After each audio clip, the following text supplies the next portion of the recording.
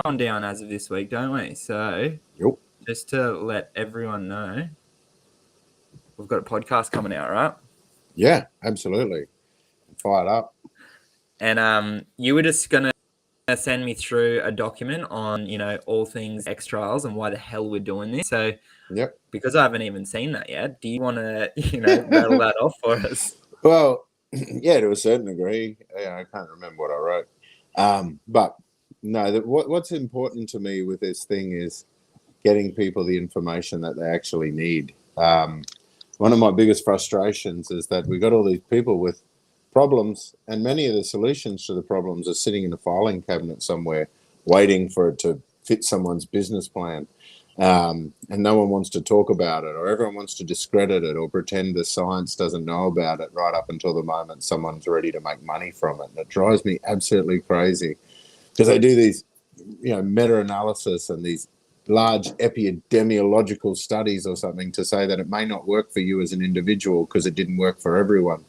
And then it goes, and then we can't get it to the market for that reason. And then we're not even going to tell you the information we learned and our new discoveries because it doesn't suit a business plan because we don't think it's the best business plan or something, And then we realize that every person is an individual. We all have a totally unique epigenetic expression. We all have we all share a global holistic system to a certain degree, but we're all so unique and individual within that system that one man's medicine can be another man's poison. And so it's so important that we actually share that information without it having to necessarily be attached to a product or necessarily attached to a public initiative, because I don't know about you, but I kind of get the feeling that, like we're all born here on this earth, our own way. It bugs the hell out of me that someone that has just decided they're smarter than you can make decisions for your body. What makes you really think that these people making these big global decisions around our food and that sort of stuff and around our supplements and what herbs and spices are good for you, what really makes you think they're smarter than you? And what makes you really think that they kind of know a little bit more about your body or your history or your case than you do?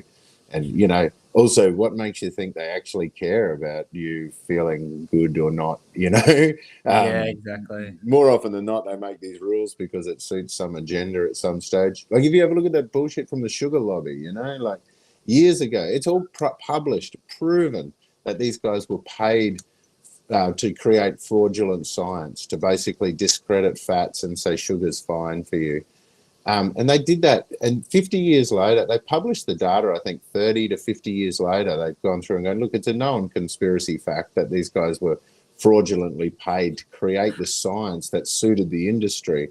And now that we've actually realized that and we've published the data to say that they did it, they lied to us to create this thing, and they've created 50 years worth of sickness because of it. But by the way, we also created 50 years worth of industry around it, and we kind of built a really big economy around it. So it's too much of an economic impact to come through and tell people the truth now, because we'd have to change all the policies, which would really create some problems with our business plan, or I mean, the budget. You know what I mean? Yeah, So, man. and this bugs me because then what happens is the media just goes through and goes, no, we've got to just say the policy. We've got to tell the people what we want them to do or what we want them to believe. And even though it may not be perfect for all of them, we don't want them to think that there's another way, or we don't want to think that there's like this 80-20 principle where, 80% of the stats come from 20% of the people. You know what I mean? Like it. Mm, So that's why I think it's really important we do podcasting, yeah. because we need to be able to share the information as it's coming around. We need to be able to go through and go, here's the information that you may need or that may benefit you, and it's up to you. Take it or leave it, but here's the information. We're not going to hide it from you. Yeah. Fully, and be aware that over time things are going to change. Like our environment's changed. Look at our supermarkets. 80% of the food that's in our supermarket wasn't there, Yeah. a few decades ago. So that's a huge change on, humans. So again, our supplements, our exercise regimes, all that stuff is going to have to adapt and change over time. Yeah, And yeah. then, But even gyms, like you look yeah, at the man. fact that we didn't have gyms really, like 80s and 90s, the gyms come around. and that sort of stuff. I think that's when they started getting popular. So the people that are going to the gym every day, these everyday athletes and stuff, I mean, that didn't exist a couple of generations ago. It's like a whole new thing, but we've all grown up with it. So we think it's just the normal thing that you'd go to the gym, you'd lift some weights, and you'd do it this particular way. But in the big scheme of things, it's like such a tiny little fraction of the evolution of man or whatever, you know? It's Yeah. like it doesn't even blip. Yeah. Yeah, and it's wild that we've got all of that stuff available, right? But like health is declining, testosterone is reducing, estrogen dominance is Yeah. increasing. But like I think back as well, like, as you say, like imagine back in the 40s and 50s, like you didn't have an Anytime Fitness or a Jets gym to Mm. go and pump iron. Like, you know, Yeah. you were born and then as a man you had what you had. Like it Yeah. wasn't like Yeah. I could Don't go worry and, about you know, do some the bench press and build like a nice chest and some arms and stuff. It was literally like you just had what you had, and you Yep. know that was him. And the man, and not just the man, like if you consider, man, can you imagine doing the laundry? Like back in the day, like just smashing these clothes out, wringing them out, doing that. You know, I do it on my abs, you know, just kind of rub it along my abs to just get that soap out. You know, the washboard, I think they call it. Or bump that. Yeah, yeah, something, whatever. It's just hard ripples everywhere, you know. But so that sort of thing, and this is that you know my personal, I don't know if it's an ethos or a mission or whatever it would be, the word would be, but I keep saying it, is that I believe that people deserve the right to live a healthy and happy life. Like that's such a basic right, that you deserve the right to live a healthy and happy life. But if you understand that in order to do that, all you need is access to information that might help you, and then you need access to the quality tools that allow you to do it. So this is the big mission. It's actually providing people with the accurate information they need to actually take control of your own health, instead of having to rely on someone holding your health for ransom. You know, that was one of the hardest things about being a naturopath, is charging for the advice, when it's kind of like it should be passed down from generation to generation. This is stuff that we should be sharing about foods, basic exercise, basic survival, and longevity. I mean, this is something that would have been passed down from generation to generation as part of stories. But now we're hitting an era where we're censored, where if you say the wrong thing that doesn't fit someone else's business plan, then you basically disappear. You can't be found. You shadow banning or proper banning, and the amount of censorship. It's like a modern day book burning. They'll even make it worse. They'll let you to write the information, create the information, and make it impossible for someone to find. Like so many papers, when you search the medical journals, I get so many people saying to me that this idea doesn't exist because they went and searched the medical journals and couldn't find it. But the problem is, with the medical journals, search engines, they still need to have tags, and they need to have search items in the thing so they can actually find it. So otherwise, what you're finding is a lot of these papers are there, but there's no way of finding the bloody things. And that's their modern day book burning. We just may as well be burnt because no one can read the thing anyway. So that sort of stuff, you know, the marketing side of things as well, and they get the data correctly on. That's super important as well, is having the to make decisions on products or protocols or whatever it is. But yeah, it's pretty wild when you're aware of that stuff, like just removing some meta tags and changing the way that a web page is, that information is literally disappeared off of the web. But we were talking about this beforehand as well. Like it's a big factor that we were talking about, you know, that it's our job to take control of our own health. And that's one of the naturopathic principles, is doctor as teacher, just as you're saying as well, is that, you know, our whole goal with the X trials is to give you guys the information so that you can go ahead and use it and then get the results that you're looking for. Because you don't need your hand held the whole time. Sometimes you need a bit of motivation, but like, come on, like it's up to us what we put into our mouth and how much we move every day, and that's going to be the result of how we're acting and looking throughout our life. Yeah, and what we do need the medical professionals, or where we need the naturopathic supervision, is to try to work out, with this change that we're feeling, are we heading in the right direction? Are we getting better, or are we getting worse? And that's where the practitioners can really help. But also that's, again, part of education. If we can provide the right amount of information, then people will know if they're heading in the right direction and what to expect, you know. The other important thing is that we have such limited access, you know, to information in regards to when they restrict our ability to teach people about the positives, because I think it's like a sales pitch. It also restricts our ability to teach people about the negatives and the side effects. I don't know if you know this, but there's a lot of supplements out there that actually warning people about interactions is actually a claim. They're basically claiming that it has a more potent therapeutic effect than it actually does, when they're actually telling you that it may interact with this medicine or it may have an adverse reaction. Because as part of the medical world, they often believe that the actual natural products can't have adverse reactions, you know, that it basically corrects a deficiency and there is no potential toxicity.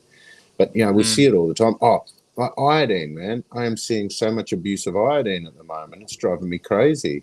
Every second person's out there, they're taking these mega doses of iodine, because you can get a really easy claim on your products. If you put iodine in it, you can make a claim saying it helps hair. So it's a good sales pitch. You throw a bit of iodine in all your products, and then every product's got a thing that it does this, plus it helps build your hair. And then next thing you know, you're double dosing on your triple dosing, quadruple dosing on your iodine. And when you get too much iodine, all your hair falls out. And so then you're more inclined to take more of your hair supplement, aren't you? That's got the toxic dose of iodine. But because they talk about this iodine's effects, they won't talk about the toxicity effects or the excess, or they'll give you an upper limit, because they're basically making out that nutritional stuff isn't powerful enough to do anything. So how could it possibly do a toxic effect or have a negative effect, you know? And you see this, and that's all part of the lack of education. We're too restricted. And bloody oath. So, well, that segues right into, you know, what we're going to do some Ask Me Anythings about today, and that's like right into our thyroid, right? Because that ties into a lot of things, and, you know, let's just break that down as the basics of what the hell is a thyroid, what does it do, what's its hormone, and what's its even purpose in our body, and then we can get into, I reckon, some symptom stuff, and then some solutions. And then the usual spanners. I'll throw some spanners into the mind map, which I love to do. So basically the thyroid is a gland in our throat. It determines our metabolic rate. So it's basically determines our speed at which our body runs. Every cell of your body is affected by the thyroid. So the thyroid gland, it basically picks up on how stressed you are, how many calories you have. That's one of the major things that controls thyroid gland function, is your calorie deficit or surplus. So your thyroid, so basically it'll determine how much energy you've got, how much stress you're under, what pace your body needs to be running at. Are you in survival mode or thrive mode? And your thyroid gland will affect every cell of your body and basically speed it up or slow it down. Well, it doesn't so much slow it down, it just speeds it up, but if it's not there, it'll go slower. You know, so and the way it does that is so this is an important point, because I don't normally like to rattle out the details about the hormones, but because most people getting these testing done, they got all the symptoms of a low or a fast thyroid, they get the testing done and they always say you're fine because we measured this thing called TSH and the TSH was in your range or something. So TSH doesn't come from the thyroid gland, is the first thing that I need to tell people to know, is that TSH is actually your brain telling your thyroid gland to go faster. It stands for thyroid stimulating hormone. So it stimulates the thyroid to release its hormones. So it's not actually coming from the thyroid. So when someone measures TSH exclusively and then comments on your thyroid gland health, it's kind of weird, because it's just your brain yelling at your thyroid. How brain's you yelling? How loud is it yelling? You know, like, doesn't tell us about your thyroid at all. And then the TSH tells the thyroid gland to release T4, which is the basic hormone, and T4 is converted through to T3. T3s, they're even 7 to 8 times more effective than T4 at doing thyroidy things. And I'll tell you what those thyroidy things are in a sec. There's another pathway that it can go down. And so once this T4 has been released, if it's about to convert through to T3, it makes your heart go faster, it makes your body go faster, it heats you up, it makes you sweat or whatever. It increases bowel gut secretion, so heartburn and faster stools, even diarrhea, that sort of stuff. So your thyroid basically will speed up every cell of your body when it touches it. So what can happen is if your body's going too fast or something like that, you're burning your candle at both ends, your thyroid will hijack that pathway. It'll take the T4 away from T3 and make this stuff called reverse T3, which is basically a handbrake on the thyroid. It can't stop the fact that your thyroid's already released these hormones, so it'll convert these hormones into something that does a terrible job. And so reverse T3 basically has about 1% the activity of T4, so like 1/100th.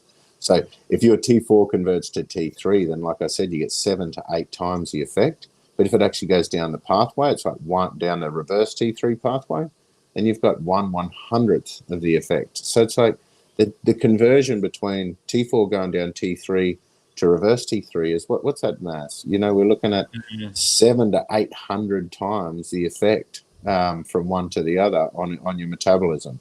So that's a big difference. And not many people measure the reverse T3 at all. In fact, a lot of people say it doesn't actually exist because they didn't measure it for the last few years, so they just don't think it exists. Not on the charts, so it doesn't exist.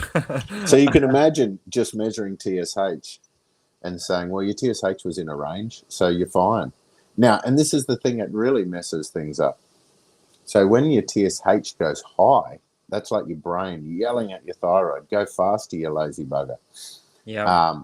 And so what they're looking for is a high, they're looking for a high TSH to indicate that your thyroid is slow. All right.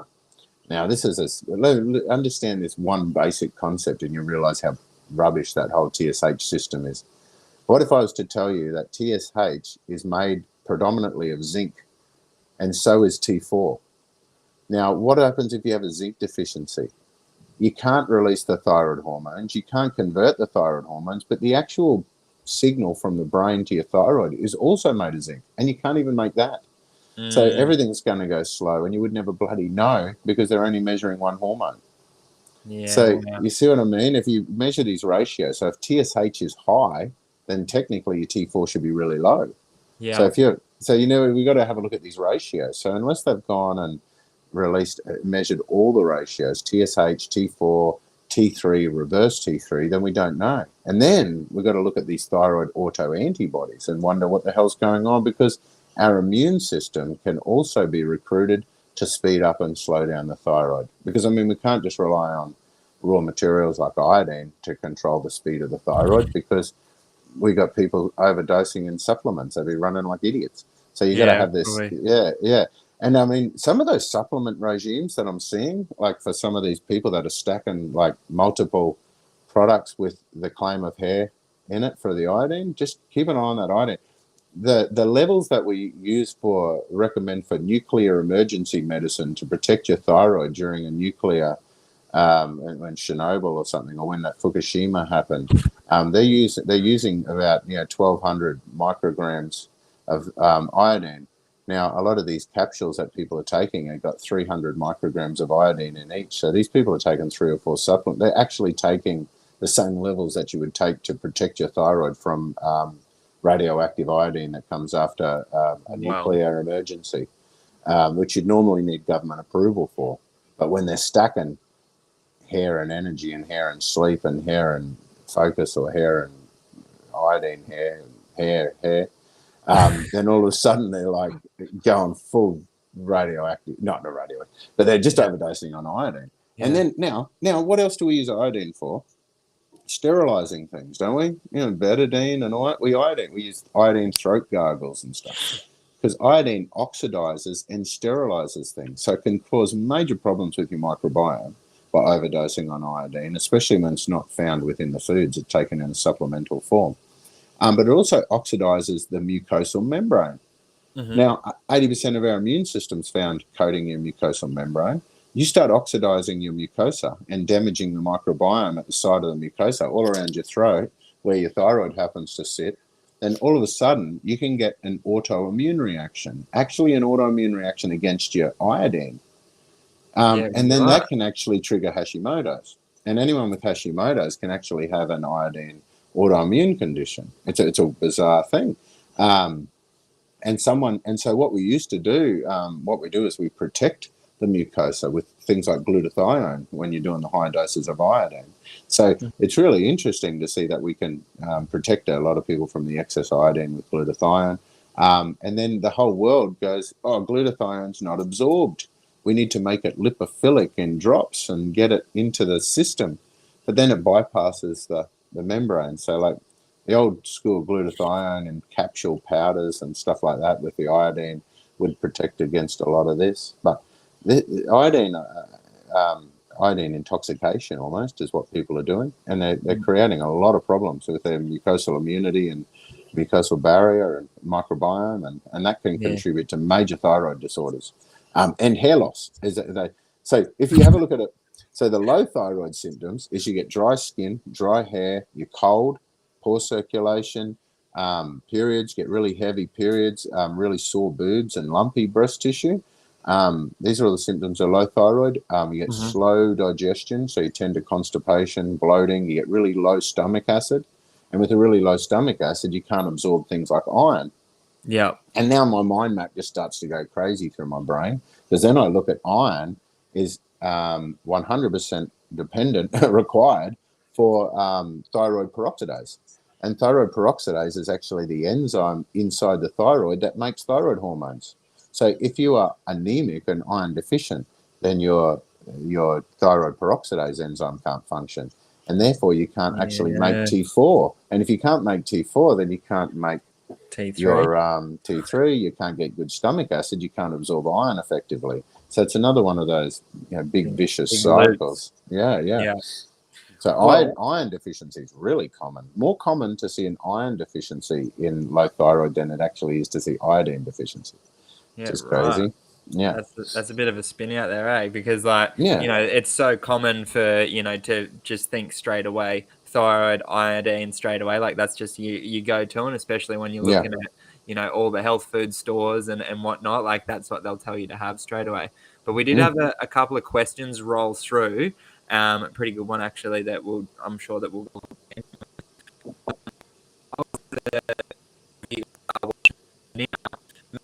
mentioning the zinc deficiency that affect your thyroid. I want to know, those of you who are listening, what was one food that we suggested in our previous lives that can cover you on zinc? I'll leave that, and you guys can drop that. Not you, Matt. So if you guys were listening and taking notes, I'd love to know if you guys are doing that, and drop it in the comments for us. But we did get a rad question here, and it's from a Facebook user. It says, where does the T4 to T3 conversion take place, and what can inhibit this? We did go over a bit of that, but let's make that pretty clear. That's a cool question. Yeah. Man, I'm loving this group already, man. I love it that we got these smart people in it. So I think it happens in a lot of different places, and we're learning new places all the time in regards to the microbiome and that as well. But predominantly, we've always talked about it, a lot of it happening in the liver. And there's a lot of factors that can influence the conversion. Inflammation, and any of that inflammation and oxidative stress that can inhibit liver function and alter the way the liver's working has a massive impact. But even in a perfect healthy liver, what was that? There's an interesting stat. There's a lot of 7 to 8 times in this thyroid. So that the male liver is 7 to 8 times more effective at converting T4 to T3 than the female liver because of testosterone exposure, which is really interesting. So that is a major factor. And I'll tell you another little interesting link with estrogen when it comes to the thyroid and those dodgy thyroid tests. Yeah. So estrogen is not as good for converting. In fact, it can slow down the conversion. But what estrogen does do is it increases the amount of T3 and reverse T3 receptors in your brain. And it tricks your brain into thinking your thyroid's going super fast. And so those are reverse T3 that I was talking about before that has 1% the activity of thyroid hormone. When that binds into the brain actually thinks you have normal T3. Yeah. And your brain thinks your thyroid's cranking. So it doesn't bother telling it to go fast. So an interesting thing with an estrogen dominance or a testosterone deficiency is you'll actually find poor thyroid hormone conversion, but also the negative feedback is dodgy as hell, where the brain doesn't actually do anything to increase thyroid hormone secretion. So therefore, it doesn't actually stimulate TSH. So often they'll go get their blood test done, find they've got all the symptoms of a slow thyroid, which is the weight gain, the constipation, the fatigue, the fluid retention, the dry skin, dry hair, nails, losing hair, losing the outside third of the eyebrow. And all of those symptoms you can have, and you go into the doctor and your blood test says TSH is fine. Yeah. And you're like, oh man. So it could be zinc deficiency, it could be estrogen. But the zinc and selenium are also essential for the enzymes that actually convert T4 to T3 are called deiodinase enzymes. And that's called that because they remove an iodine. So deiodinate it. So basically, that's a zinc and selenium dependent enzyme. So if you have a zinc and selenium deficiency, you can't do it. But it is also inhibited by stress and inflammation and oxidative stress, where you're more inclined to convert it down the reverse T3 pathway to slow you down to get into, like, I don't know what mode you will be in when you're that slow. But just slow. It's almost like that. Hey, it's like, yeah. And what I find is the people that never bloody stop. So people will go. And they're really mean on them, really mean to themselves as well. And I find the particular type of people that never stop putting pressure on themselves and never stop, that eventually the thyroid will stop them. It's like one of those things. It's like the thyroid gland saying, look, you're not going to stop your adrenals. You're going to run those adrenals, and then they're exhausted. You're going to keep running them on coffee, and you're going to keep running them on stress, and then you're going to keep running them on discipline. And then it's like that at the moment. Yeah. And then your thyroid's just going to go and pull that handbrake on. My mate Bill Campbell, he's one of my favorite scientists when it comes to anything body composition. He's a genius because he's one of those classic scientists that he's got these cool machines to test and measure stuff, and he just can't help himself test, measure, mess stuff up and see what happens. But he's done some wicked studies on competitive athletes coming into a prep for a bodybuilding show, and it was within 3 weeks of their 3-month prep that the thyroid started to shut down. And it took months and months after the comp prep to recover. So at the moment we go into this calorie restriction combined with inflammation and excessive stress, the first thing your body does is tries to slow down the thyroid. And that's to basically protect its tissue, because that's the adaptation to that fat loss. Yeah. Yeah. Well, yeah, absolutely. And we got another one that's just rolled in just now, and it says, so let's just take naturally desiccated thyroid and fix everything. Yeah. Well, that's a good one. So we used to do that all the time. We'd get in this, just thyroid extract, and then the body breaks it up and use it. It's got obviously it's got everything in it you need to make more thyroid, because it is thyroid. You are what you eat, sort of thing. So it's got all those great nutrients. The only thing it doesn't do is it doesn't manage if there is an autoimmune disorder.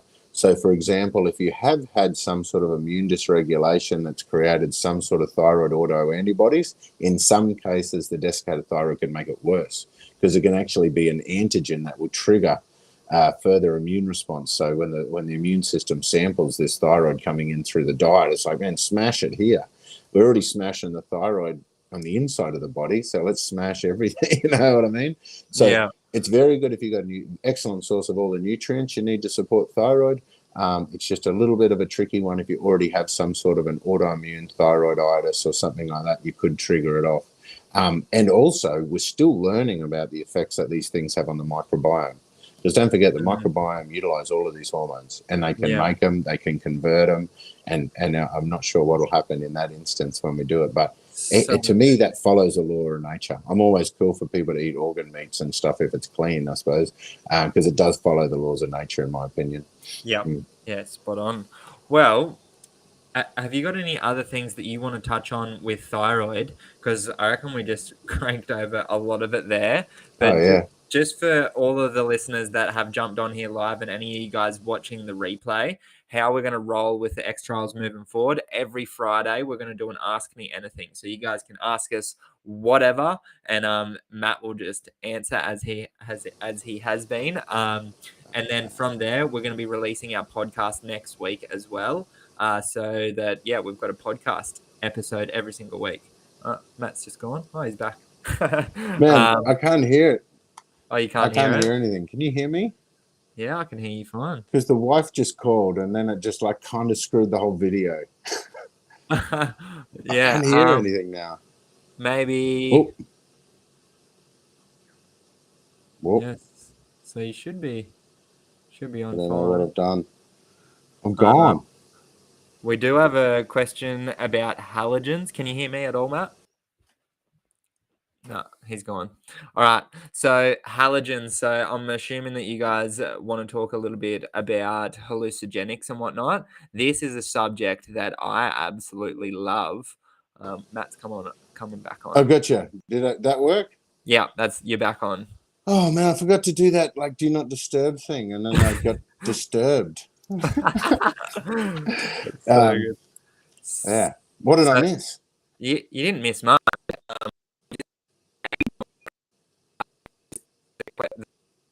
Halogens, and I'm assuming that yeah, hallucinogenics and plant medicines are fluoride chloride. Pardon? Okay, so we've got another one. Nah, fluoride chloride. So it's it. So someone's commented halogens question mark and then fluoride chloride. Oh yeah. So what you're finding, what's an interesting thing is we get all these weird little enzyme systems that share multiple functions. So anytime we have these other weird heavy metal exposures, they can often come through and interfere with different enzyme systems because the body has to change priorities to start dealing with poisons. But the other thing is, as we talked about, that the other nutrients that we need, such as zinc and seleniums, and that are so important in detoxification. So we lose them. I mean, zinc and selenium, I think it was 500 different enzyme systems in the body require zinc and selenium. But also they're heavily involved in every time that we need to build tissue, break tissue apart. But they also what we main chelation things, like they bind to them and they get taken away with the toxin. So the more toxic exposure we have, the more deficiencies of such things as zinc and selenium we have. But those compounds, I reckon we need to do let's do a live on those too. And I reckon. fluoride, a lot of people asking me about fluoride in the last couple of weeks. Yeah. I reckon that let's do that next Friday. So that'll be the Yeah, Ask Me Anything for next Friday. We'll go deep into that. And I'm looking forward to that. But because we'll talk about the different shapes of the molecules with the chemicals, because you can group them together based on there you go. the density or whatever. I don't know how to describe it, but we'll group them together anyway. Yeah. Mm. Yeah, deadly.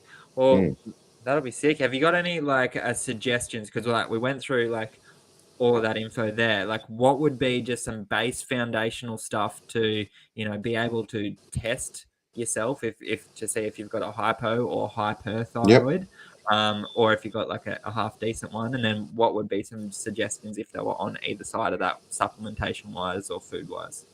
Well, I think you're the tech dude. I mean, we could probably pump out some sort of a symptom picture checklist for them so they can have a look at the symptoms between slow and fast thyroid. Body temperature. The thyroid actually regulates body temperature. It actually burns fat to generate heat, and that's how it maintains a healthy body temperature. So we should be waking up at about, I think it's 36.8 degrees Celsius. We should be. And so what the way to do basal body temperature is, the key is to try not to move too much. You need to be basically, when you wake up in the morning, have the thermometers handy, so you're not having to move around a great deal and that sort of stuff to measure your body temperature, and just try to be consistent with it. Pick a spot, pick a hole to measure, whether it's under the tongue or up the butt or under the arm or whatever they do, or in the ear.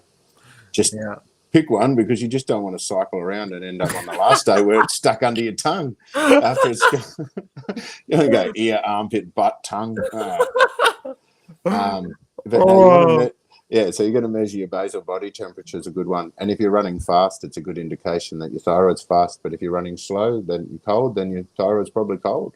And that was the way that was always done. But symptom picture, basal body temperature, and then probably last of all would be blood test for TSH. But otherwise, do a proper thyroid hormone profile. I mean, there's places like iMedical. You just go iMedical or go see your local naturopath or your doctor. But I don't mind going to things like iMedical online where you can actually purchase your own thyroid test request. Yeah. You don't have to pay for it straight up. Just go through and get it lined up so you can show when you go to the doctor and say, this is the sort of thyroid test that I would like to do. I'd like to do TSH, T4, T3, reverse T3, as well as all my thyroid auto antibodies.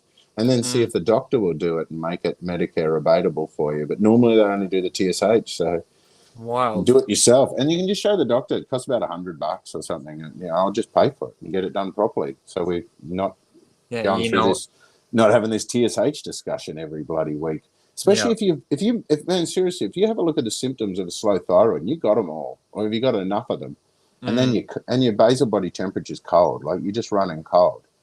I mean, and then if your TSH comes in within a range, they're just comparing you to a whole bunch of other sick people anyway. I mean, why would we accept that? It's like, man, this is my body. I can see that my body is running with a slower thyroid, and I want to know why.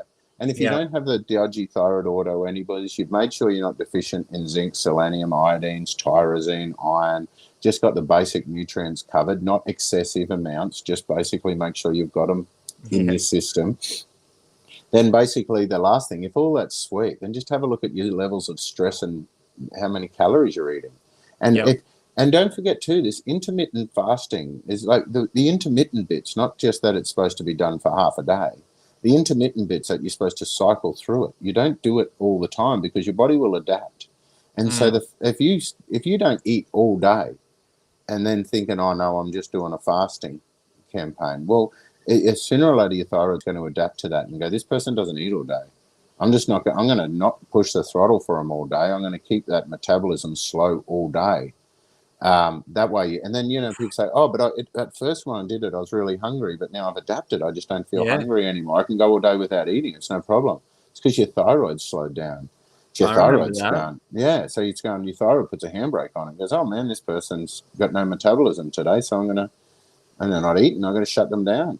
And if you do it consistently, is the comp prep stuff, right? Like, like the worst I've seen it like ever is in the bikini competitors is like just keep reducing calories, and it's like I can't lose any more weight, so I'm going to do more cardio and drop more calories. It's like, man, you're literally forcing your body to slow down. It's not going to burn any fat.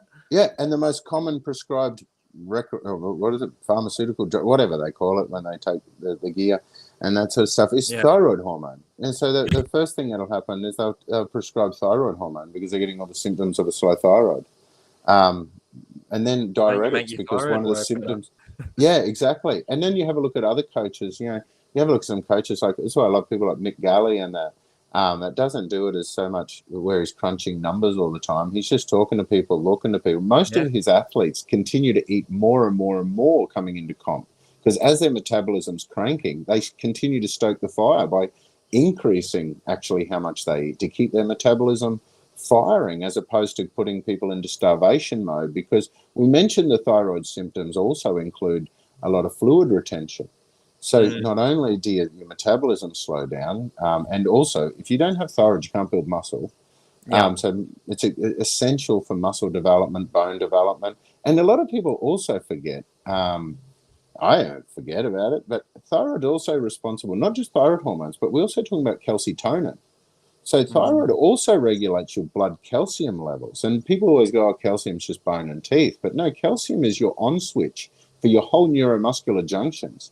If you can't regulate your calcium, then you can't actually regulate proper muscle contractions, and you definitely can't regulate your intracellular to extracellular water, meaning that all of a sudden your muscle cells that were plump and full like a grape, they just dry out like a sultana. And then you get that flatness. You get that really flat muscle, and they've just gone off. All of a sudden, I've lost all my muscle. It's like, no, it's just run out of water. All the water's on the outside of the muscle where we want it inside, so it looks good. I did that before one of the Arnold's preps that I did. Like, did my whole 16-week prep and then just stuffed it up at the end by, driving myself into the ground. And literally it was that thyroid issue there. Yeah. And I got on stage and it's just like, I look, not vascular. I was, not full muscles and anything. It was just like, dude, you just look like an everyday dude in some tiny jocks on stage. But I learned and then came back next year and went well. But like that's such a common occurrence in that bodybuilding space as well. Just to eat, or any weight loss, campaign is just eat less and move more. But like doing that for too long, it's and that's what we talk about with the naturopath stuff. It's not, excesses and deficiencies. It's the law of averages in the body and what's best going to work for your individual human vessel. Yeah, and that's the key with having to do these sort of podcasts where we're sharing information. Because if we wanted to just share the scientific consensus or the debunked myths or whatever, I mean, that's rubbish, because we're just taking stuff away from people all the time by saying this is rubbish, this is rubbish. I mean, there's some really great positive studies out there that's coming out showing where people are getting great results, and you could actually have a crack at that if it's safe and effective, and it's your body. Yeah. Bloody oath. Take control. Yeah, well, we're getting a couple people asking some questions now as well. Can you guys list everything I need to check my thyroid function via blood test? So yeah, we'll chuck a post in the Facebook group later this afternoon with just a list of that, and you guys. And we'll put it with the symptom pictures. So do the symptom pictures, because we've they're so good. Cool symptom pictures, because you need to monitor your symptoms with it, and we'll just do the thyroid ones. But I mean, they all link. It's hard to. That's my problem. I try to give you a thyroid checklist, and then I want to throw the estrogen one in as well, and then I want to throw the adrenal one in as well, because they're all, you can't separate. Because the body's holistic. Things. It's not just one, thyroid gland. It's all the other things. But we'll still do it. Otherwise, we give you everything at once. You won't come back next week.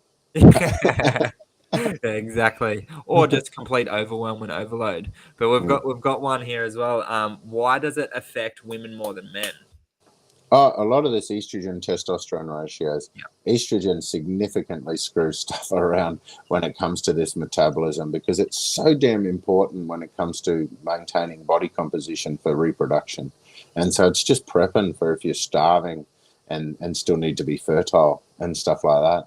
It's crazy. I don't know if you remember, Ty, with your naturopath training, but it's a bit different when I was doing it. There's a lot of just old school tips and tricks as well. But we used to do a protocol for fibrocystic breast tissue, so that when the women would get the lumpy breast tissue before their periods, we used to get this old thing called Lugol solution, which was that iodine tincture, the paint, and just paint it on the soles of their feet for 5 days, or for how many days it took to get rid of the sore boobs. And usually it's like 3, 4, 5 days, the boobs are totally fixed. And then as the iodine levels fix up in the body, it stops absorbing it and just sits there, and you're left with orange on your skin. That's why we used to do the soles of the feet, just so that the orange patches, we weren't as noticeable. I think maybe that's why we did it. We literally did a real similar thing, but it was just straight on the wrist, just to test and stuff, just to see if you had that absorption or not, leave it for a little bit, and then we went back and did a really similar thing. So it hasn't changed too much, No, and the blood testing for iodine deficiency is just basically loading you up on iodine to see how much you excrete.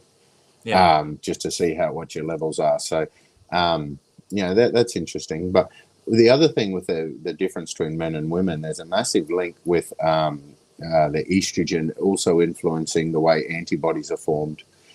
So there's certain autoimmune-based conditions that women are significantly more susceptible to, and thyroid's one of those. And actually, you'll have a common pattern you'll find as well is Graves' disease, which is the faster thyroid. It's really common after pregnancy. So after we get this so often you'll have a Hashimoto's, might go to remission or something, and then it's just a bizarre links with the menstrual cycle, with thyroid hormone function, and a massive link between pregnancy and people getting autoimmune-based thyroid disorders associated with pregnancy is really, really common. And if we also consider that these autoimmune aspects interact with receptors, it's almost as if the immune system is recruited to either speed up or slow down the thyroid when it's kind of lost its shit. When it's lost the plot because of some other thing that there's a cause that we haven't yet identified, like either it's estrogenic or it's a toxicity or a deficiency, and then the body will basically go through and go, right, the only way we can speed up or slow down this thing is with antibodies. So we can use the antibodies to do it, because that's and what spins me out is often you'll have people that hover between fast and slow, and when you measure their antibodies, they got both. They got the antibodies for both parts, all of it, and they just kind of hover around depending on what's happening with the person. Yeah, so, and that's a big link with hormones as well. And again, with all autoimmunity, we believe that adrenal exhaustion precedes a lot of it. Because if you've got a good, healthy adrenal, it should be switching off the immune system to protect the host, which is you, from your own defense mechanisms. Yeah, wow. So where does that all come back to? Is just consistent lifestyle, really, managing the stress, and then you'll be sweet. Same thing, stable state, base foundation.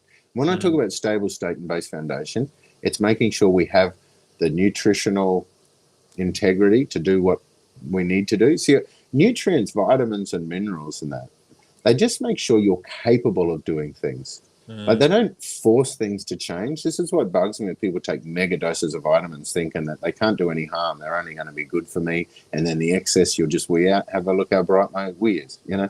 But that's not how it works. I mean, you want to make sure you're better off having a little bit less, I think, sometimes than too much, because it's all burden you're adding onto your system. But making sure that you've got the nutrients available so your system is capable of doing all the things we want it to do. And then you can actually use herbs and spices and lifestyle and stuff to force change. So you just need the basic nutrients to make sure you're capable of creating change. And then you force change with everything else in regards to herbs. And like, you have a look at coleus, coleus foscoli. Yeah. The way the thyroid gland makes cells go faster is by increasing a compound inside the cells called cyclic AMP. Foscolin from Coleus foscoli directly stimulates cyclic AMP production. Any cell that can get exposed to foscolin will increase cyclic AMP. It basically mimics thyroid hormone. That's why I used to put foscolin in all my fat burning creams and everything. Because if I could get foscolin into the fat, then it stimulates fat burning.